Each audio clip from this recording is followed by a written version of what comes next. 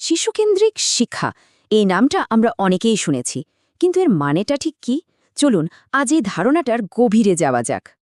ভাবুন তো একবার, যদি পুরো শিক্ষা ব্যবস্থাটাই বই বা সিলেবাসের বদলে শুধু একজন শিক্ষার্থীকে ঘিরেই তৈরি হতো, কেমন হতো ব্যাপারটা? এই একটা প্রশ্নই কিন্তু গতানুগতিক শিক্ষার ভিত নাড়িয়ে দিয়েছে। তো আজকের আলোচনায় আমরা কি দেখব?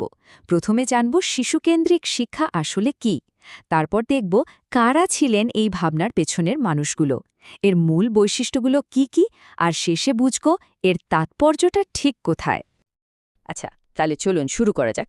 প্রথম প্রশ্নটাই হলো, এই যে আমরা বলছি শিশুকেন্দ্রিক শিক্ষা, এটা আসলে কি? একদম সহজ করে বললে, এটা এমন একটা শিক্ষা ব্যবস্থা যেখানে শিশু বা শিক্ষার্থী হল সব কিছুর কেন্দ্রে, মানে ফোকাসটা বই বা শিক্ষকের ওপর নয়, বরং পুরোটাই শিক্ষার্থীর ওপর। তার মানে হল, এখানে শুধু কিছু তথ্য মুখস্থ করানোই শিক্ষার উদ্দেশ্য না, বরং প্রত্যেকটা শিশুর নিজস্ব ক্ষমতা, তার প্রয়োজন, তার আগ্রহ, এমনকি তার মানসিকতাকে গুরুত্ব দিয়েই পুরো প্রক্রিয়াটা সাজানো হয়। এখন কথা হলো, এই ভাবনাটা তো আর একদিনে আসেনি, তাই না? এর পেছনে আছেন বেশ কয়েকজন অসাধারণ চিন্তাবিদ। চলুন একটু ইতিহাসে ফেরা যাক। এই দর্শনটা কিন্তু কয়েক শতাব্দী ধরে একটু একটু করে গড়ে উঠেছে। অনেক শিক্ষাবিদ আর দার্শনিকের হাত ধরে এটা আজকের এই আধুনিক রূপ পেয়েছে। তো এই যুগান্তকারী ভাবনার মূল প্রবক্তা কে ছিলেন?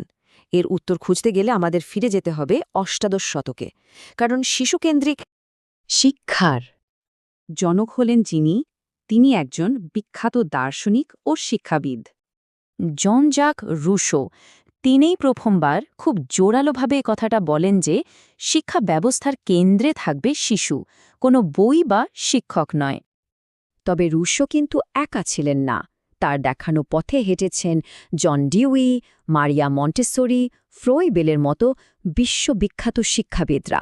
এমনকি আমাদের রবীন্দ্রনাথ ঠাকুর এবং মহাত্মা গান্ধীও কিন্তু এই দর্শনের বড় সমর্থক ছিলেন। আচ্ছা, তত্ত্ব তো অনেক হলো, কিন্তু বাস্তবে একটা শিশুকেন্দ্রিক ক্লাসরুম দেখতে কেমন হয়? এর মূল বৈশিষ্ট্যগুলোই বা কী? চলুন এবার একটু কল্পনা করা যাক। আমরা একটা শিশুকেন্দ্রিক ক্লাসরুমে ঢুকেছি। সেখানে কি দেখতে পাব?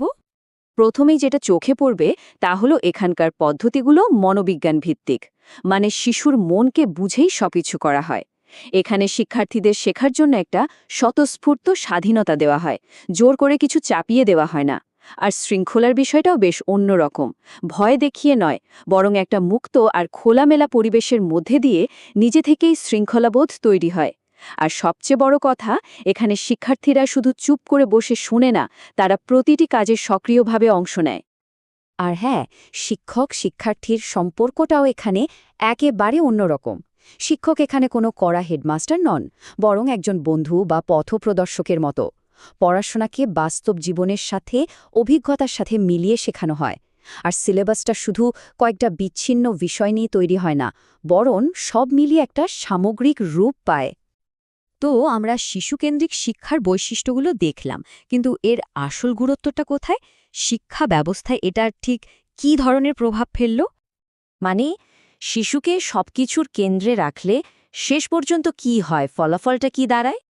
এর প্রভাবটা ছিল এক কথায় বৈপ্লবিক। শিক্ষার্থী হয়ে গেল শিক্ষার আসল কেন্দ্রবিন্দু। লক্ষ্যটা শুধু পরীক্ষায় ভালো নম্বর পাওয়া থাকল না, বরং শিশুর সব ধরনের বিকাশ, মানে মানসিক, শারীরিক, সামাজিক সব কিছু নিশ্চিত করাটাই মূল উদ্দেশ্য হয়ে দাঁড়ালো। শিক্ষকের ভূমিকাটাও বদলে গেল, তিনি হয়ে উঠলেন একজন গাইড। আর শৃঙ্খলার ধারণাটাও পাল্টে গেল। এটা আর চাপিয়ে দেওয়া কোনো নিয়ম রইল না, বরং হয়ে উঠল আত্মনিয়ন্ত্রণ। আসলে এই দর্শনটা শুধু পড়ানোর পদ্ধতিকেই বদলায়নি, এটা স্কুলের পরিবেশ থেকে শুরু করে সিলেবাস, শিক্ষক-ছাত্রের সম্পর্ক, মানে আক্ষরিক অর্থেই সবকিছুকে একটা নতুন রূপ দিয়েছে।